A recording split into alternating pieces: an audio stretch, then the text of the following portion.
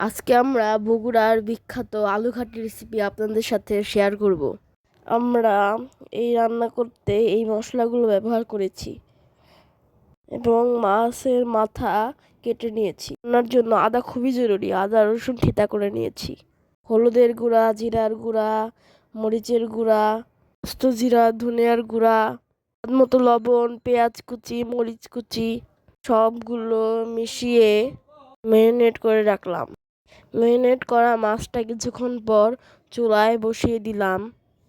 সাথে দিলাম আস্ত শুকনা মরিচ, সরিষার তেল ও সয়াবিন তেল দুটাই ব্যবহার করা হয়েছে।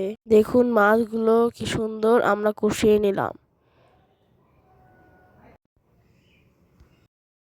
আলু সিদ্ধ করে রেখেছিলাম এবং আলুটা ভালো করে মেশ করে নিলাম।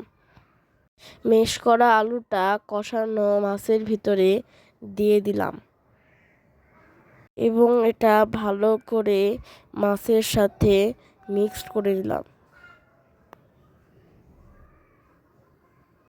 নিলাম এবং কষিয়ে পানি দিলাম। উত্তরবঙ্গের আলু ঘাটিতে তৈরি হয়ে গিয়েছে, খেতে অনেক স্বাদ হয়েছে।